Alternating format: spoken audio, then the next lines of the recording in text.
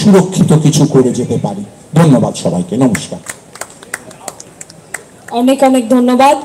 তিনি আমাদের কাছে একটা দারুণ তথ্য দিয়ে গেলেন যে তিনি হয়তো বিশিষ্ট নিউরোসার্জন, কিন্তু তার আগেও তিনি দাবি করেছেন আমি একজন বাবা।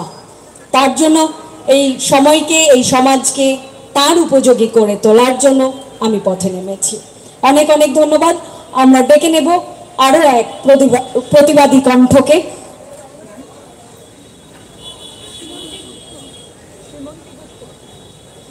আরও এক প্রতিবাদী কণ্ঠ শ্রীমন্তী গুপ্ত, মাননীয়া শ্রীমন্তী গুপ্তকে আমরা এখন মঞ্চে ডেকে নিচ্ছি। এখানে উপস্থিত সকলকে নমস্কার জানাচ্ছি। আর আমাকে এই মঞ্চতে বক্তব্য রাখার জন্য প্রকাশক, পুস্তক বিক্রেতা ও অনুসারী শিল্পের সম্মিলিত মঞ্চকে অনেক অনেক ধন্যবাদ। এখানে আমি আজকে একজন মা হিসেবে এসেছি, অবশ্যই একজন মহিলা হিসেবে এসেছি, তারপরে একজন মা হিসেবে এসেছি।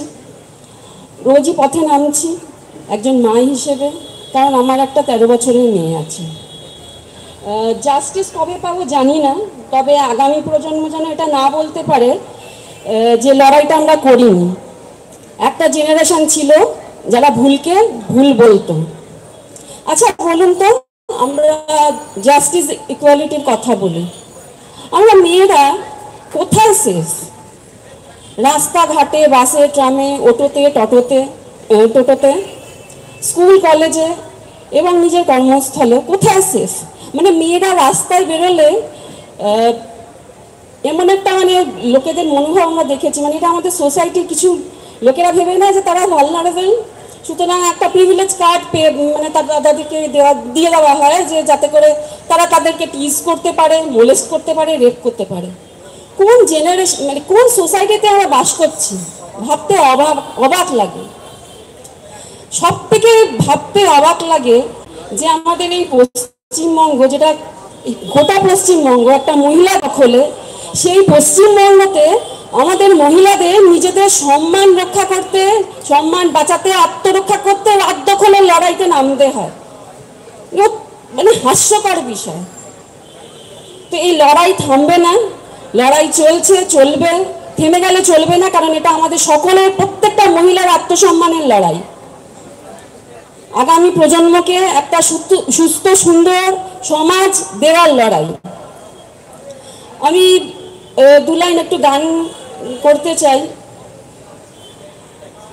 আমি গানের মাধ্যমে একটা বার্তা দিতে চাই, সেটা হচ্ছে, আমি গানটা শুরু করছি।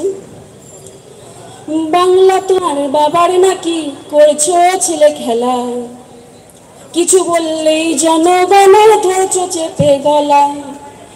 মনে রেখো মা দুর্গার, মা কালীর এই মাটি, নারী সম্মান বাঁচাতে অস্ত্র ধরতে রাজি আছি। ভয় দেখালে চলবে না তো কাম, ও বাছারাম, ভয় দেখিয়ে চলবে না তো কাম। ধন্যবাদ। জান থাকতে হারছি না, এই লড়াই পথের মাঝে ছেড়ে যাচ্ছি না। ধন্যবাদ। একদম তাই, জান থাকতে হারছি না, এই লড়াই পথের মাঝে রেখে আমরা পথ ছাড়ছি না।